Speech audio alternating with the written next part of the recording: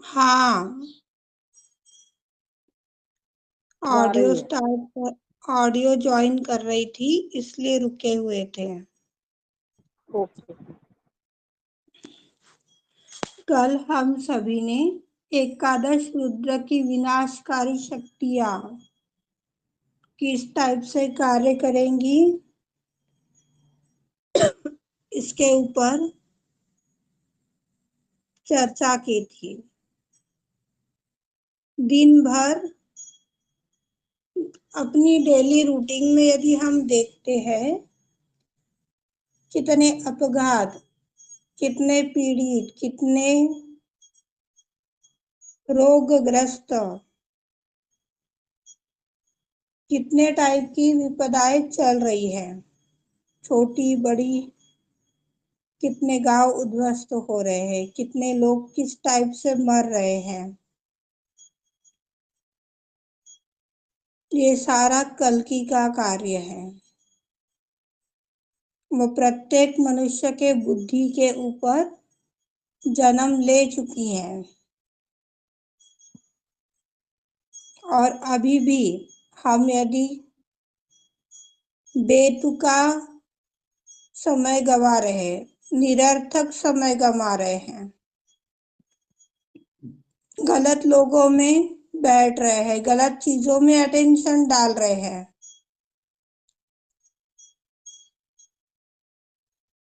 तो ऐसे सारे लोग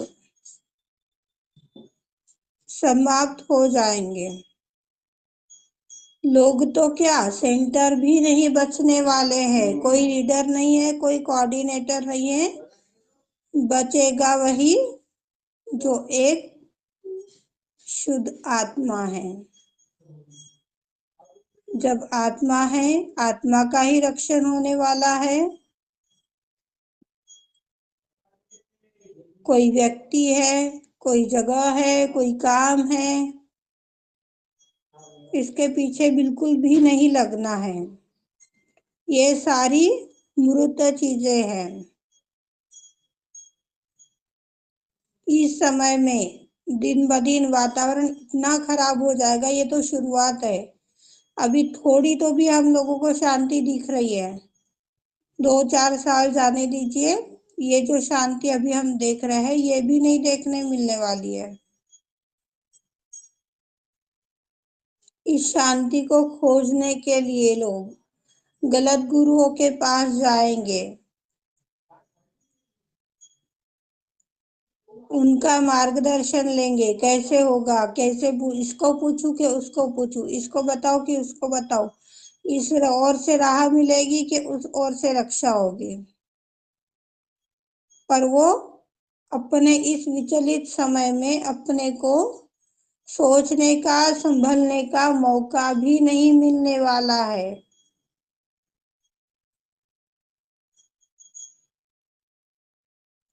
अहंकार जिनके अंदर भरा हुआ है, किसी भी प्रकार का हो, वो किसी व्यक्ति के माध्यम से आया हुआ है या अपना है या परिवार से है, वो भी नहीं बचने वाला है। 80% दुनिया समाप्त हो जाएगी, उसमें देखो कितनी चीजें आ रही हैं, नोट करोगे तो शायद 10-12 पेज तो भर ही जाएंगे। आत्म परीक्षण करने के लिए वो नोट करना भी उतना ही जरूरी है।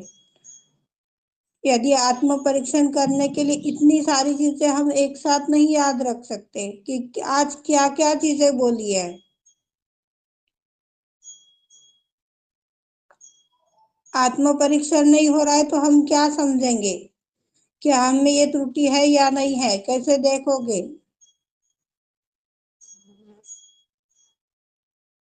दूसरों में ही खामियां निकालने में लग जाओगे यदि ये चीज नहीं होगी तो। विज्ञान द्वारा जितने भी उपकरण बनाए गए हैं, वो सारे उपकरण समाप्त हो जाएंगे। टीवी है, मोबाइल है, एसी है, जितना भी विज्ञान ने रचा हुआ है, उसमें से तो कुछ चीजें मुझे मालूम नहीं है, हो सकता हो आप लोगों को पता होगा। ये सब समाप्त हो जाएगा।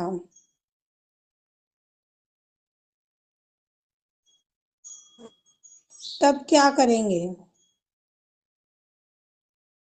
अचानक तो अपने चक्रों की स्थिति हम जान नहीं पाएंगे। अचानक तो वो कुंडली के स्पंदन हमें एकदम से फील नहीं होंगे। कब प्रैक्टिस करोगे उसके लिए? जब चक्रों में उलझेंगे, वो कुंडली में ध्यान नहीं देंगे तो भी परेशानी।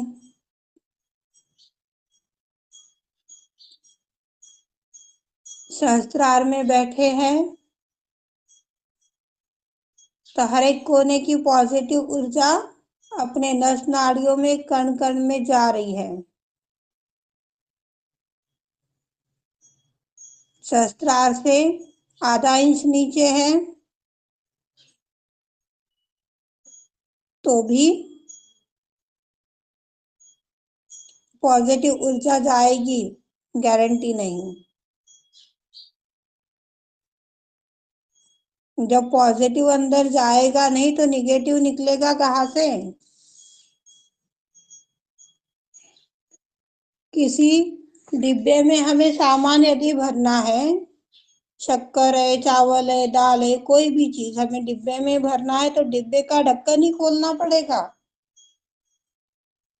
ये नहीं कि इसमें आधा डिब्बा शक्कर है और अब ये बची हुई 5 किलो शक्कर इसके ऊपर डालना है, तो जहां पर शक्कर है वहां से गड्ढा करके हम शक्कर नहीं डालेंगे डिब्बे के अंदर।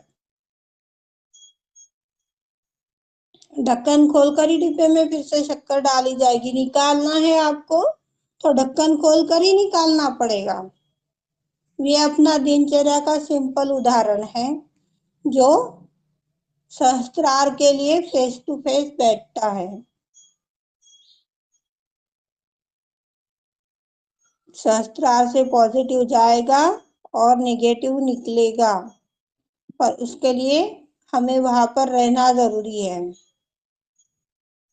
घर का दरवाजा बंद है तो आने वाले मेहमान कहाँ से आएंगे? यही बोलेंगे दरवाजा बंद है भाई, चलो, आकर लौट जाएगा।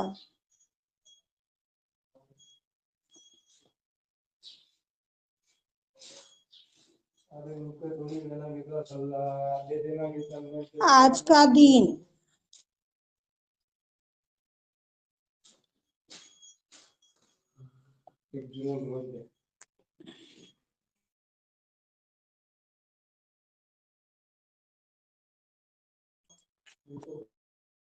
2 मिनट सभी ध्यान की अवस्था में बने रहें।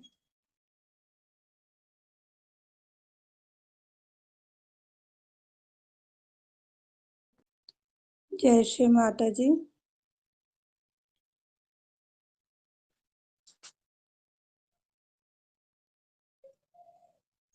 परमात्मा के जो बच्चे हैं, जो संत है, उनके साथ यदि कोई खिलवाड़ कर रहा है, कोई क्रूरता कर रहा है, तो ऐसे सारे लोगों के अत्याचार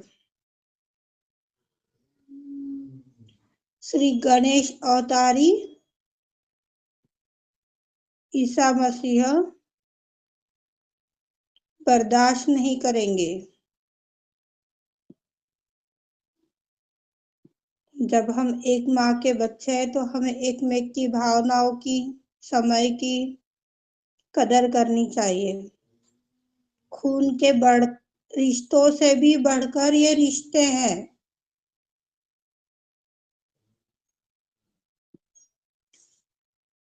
यदि इस बात को जो भी व्यक्ति हल्के में ले रहा है, वह अभी संभल जाए। रिक्वेस्ट है, किसी के भी साथ गलत व्यवहार मत कीजिए। एक बार प्रेम से बोलिए, 2 बार प्रेम से बोलिए, फिर भी नहीं समझ में आए तो तीसरे से प्रेम से बोल करके आगे से वार्तालाप उस टॉपिक को लेकर छोड़ दीजिए।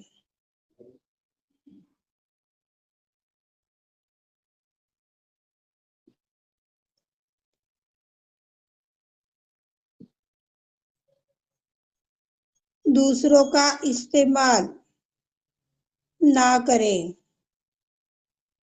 किसी को नुकसान पहुंचाने की कोशिश ना करें, अपनी पावर दिखाने की कोशिश ना करें। जो दूसरों को नुकसान पहुंचा रहा है, अपनी पावर दिखा रहा है, ऐसे लोगों का अत्याचार परमात्मा बर्दाश्त नहीं करेंगे। हम तो माफ कर देंगे, पर परमात्मा माफ नहीं करेगा। श्री माँ ने भी बताया है कि आप माफ करके क्या करते हो? खुद की रक्षा करते हो। और उसके अंदर बैठा हुआ जो परमात्मा है, वो तो उसके साथ न्याय करेगा ही। इंसान का जब जन्म होता है तो वो अपना भाग्य लेकर आता है, कर्म लेकर जाता है। रोना किसके लिए फिर? न कोई आया था, न कोई जाने वाला है।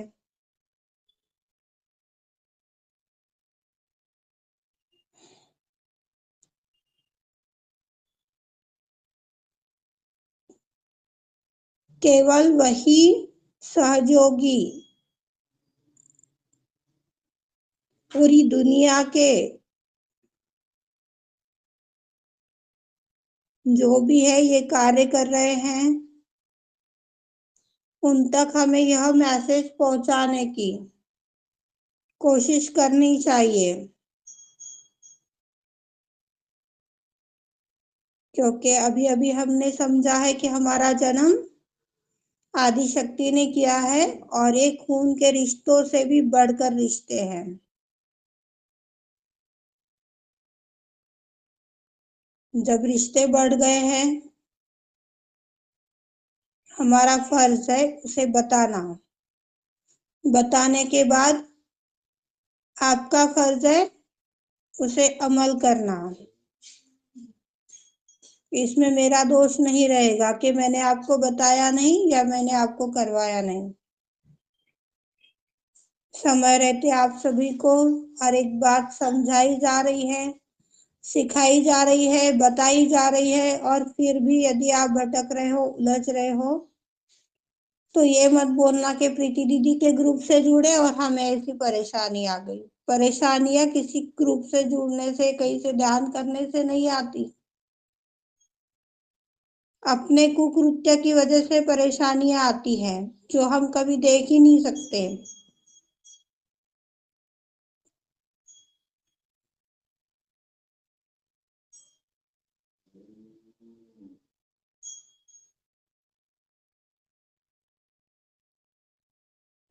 जो लोग मोदी जी के ऊपर अपना चित्त ले जाते हैं, उस पर विश्वास नहीं करते, तब भी आप भयानक लोगों से पीड़ित रहेंगे। हमें किसी मंत्रियों के ऊपर, प्राइम मिनिस्टरों के ऊपर भी चित्त नहीं ले जाना है कि इन्होंने तो अपना बिजनेस खोल रखा है, कितने ईमानदार है मालूम नहीं। हाउ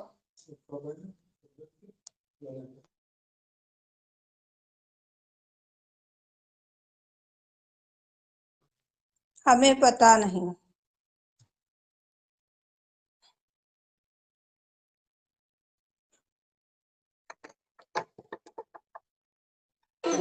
कितना करते हैं कोई बात नहीं, हमारे पूर्वजों का फंडा है।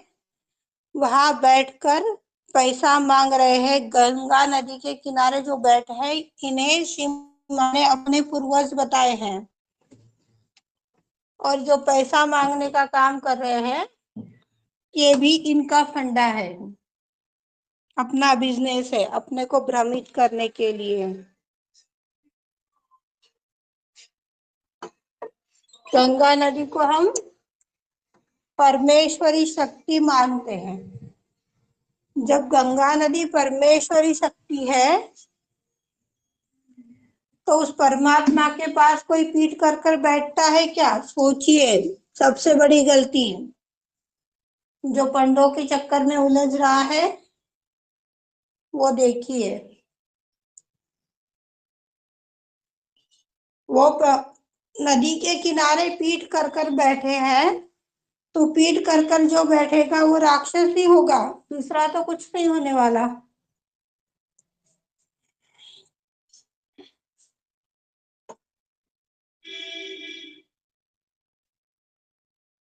हम यहाँ पर कल्पना कर सकते हैं कि इसमें प्रेम कहाँ रह गया, आनंद कहाँ रह गया।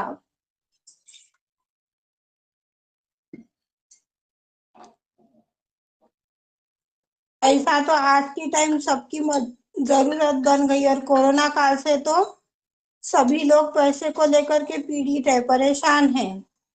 सबकी फाइनेंशियल प्रॉब्लम अस्त व्यस्त हो गई है, सभी कष्ट में हैं।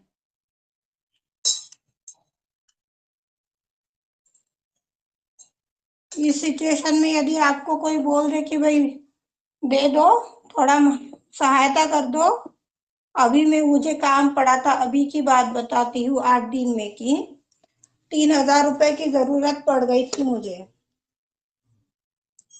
अचानक से कोई काम आ गया था हॉस्पिटल का, एकदम से भैया की तबीयत सीरियस हो गई और उन्हें ले जाना पड़ा। जेब में पैसे नहीं थे, 500 ही रुपए थे।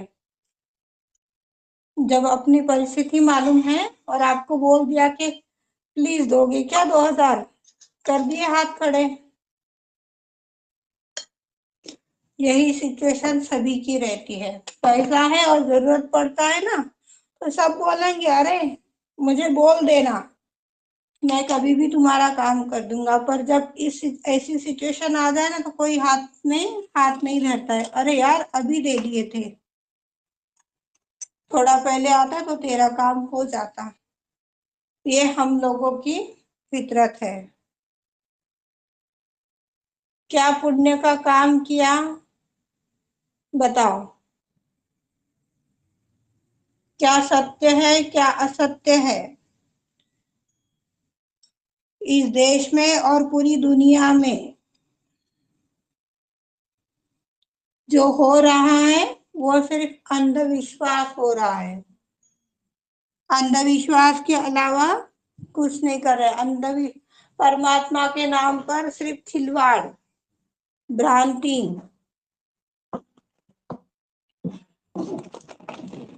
जब तक ये अंधविश्वास नहीं मिटेगा तब तक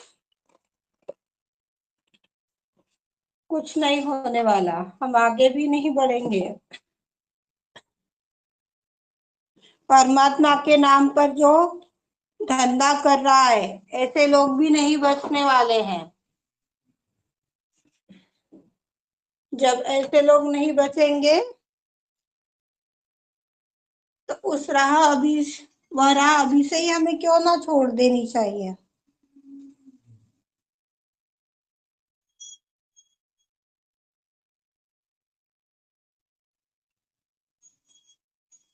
अभी एक और बात मेरी ही गलती मुझे ध्यान में आ रही है। क्या सत्य है क्या असत्य है पता नहीं मुझे भी। ग्रुप में 115 लोग थे, कुछ समय पहले, 1 हफ्ते पहले की बात है, और सभी को मैसेज भेजा गया था पर्सनली, रेगुलर ध्यान में आइए, प्रार्थना में आइए, 3 मीटिंग में से 1 मीटिंग तो भी ज्वाइन कीजिए। और भी कोई भाई बहनों ने अपने नंबर दे दिए थे कि भाई दीदी से बात कर लो, आप भी ज्वाइन हो जाओ। ज्वाइन होने से क्या होगा? चित्त भटकेगा, उतने लोगों के ऊपर चित्त जाएगा। हमने कल ही जाना है कि एक एक व्यक्ति के सिर पर कितने भूत सवार है, हमें ये नहीं दिखता है।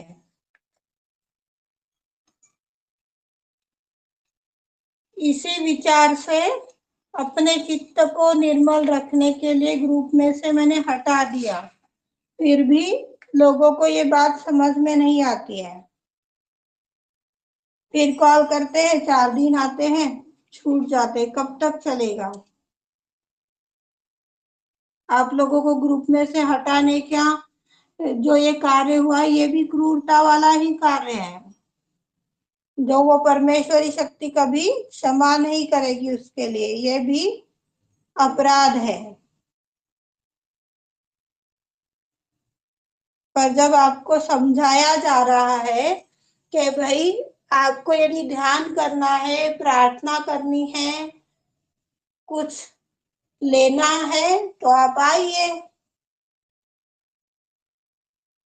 हाँ दीदी हम आएंगे जरूर, बोलते इतना अच्छा बोलते हैं, हाँ आएंगे जरूर।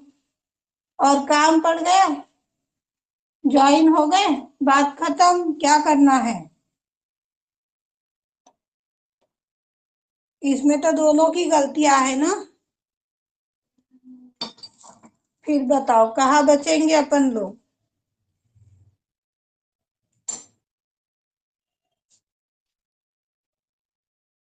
ये भी क्रूरता है, और इस क्रूरता को परमेश्वरी शक्ति मुझे क्षमा करे, और इस टाइप की क्रूरताओं से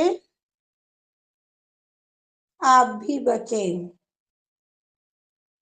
ऐसा कोई कार्य ना करे जिससे कि कोई मजबूर हो जाए।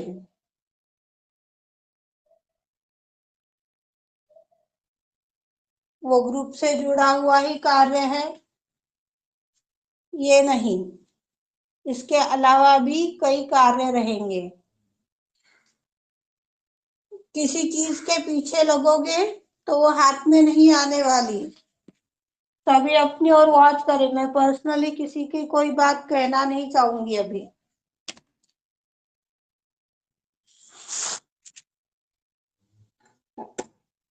एक बार, 2 बार, 3 बार नहीं बोला, फिर भी वही वही बात।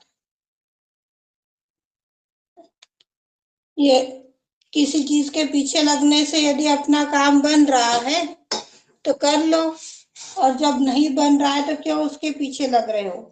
हम सहयोग कर रहे हैं, और सहयोग करते हैं तो जो काम आसानी से हो सकता है, सहज भाव से हो सकता है, वह काम सहयोग का है। पर अपने बुद्धि को चालना देकर, उसको पीछे लगकर यदि कोई काम हो रहा है तो वो सहज कहाँ से हुआ? मेरा ध्यान नहीं हो पा रहा है, मैं सेंटर नहीं जा पा रही हूँ, सेंटर के मेंबर नहीं बढ़ रहे हैं, ये गांव के लोग नहीं आना चाहते हैं। अरे नहीं आना चाहते तो नहीं आए, सभी की इतनी पावर तो नहीं है ना कि आदिशक्ति की चरणों में वो बैठ जाए। सभी की यदि पावर रहती तो उन्हें वो देखकर समझ में आ जाता। जो देखकर नहीं समझा उसे 1 बार नहीं, 2 बार नहीं, 3 बार बोलकर समझा दो। फिर भी नहीं समझ रहा है तो क्या बोलेंगे? महामूर्ख बोलेंगे ऐसे लोगों को। अब हमें क्या करना है, इसकी और श्री माँ से आप सभी राह मांगिए और आगे बढ़िए। बहुत सी चीजें हैं कि आप लोगों को बोला गया है ऐसा करो, ऐसा मत करो, फिर दीदी तो दोनों साइड से बोल रही है, फिर अब क्या, कौन सी बात सुने और कौन सी छोड़ दे, क्या करे? दोनों साइड नहीं, सिचुएशन को मद्देनजर रखते हुए आगे बढ़ना है। सिचुएशन पर ही नजर नहीं रखेंगे और करने पर ही नजर रखेंगे तो कुछ नहीं होगा।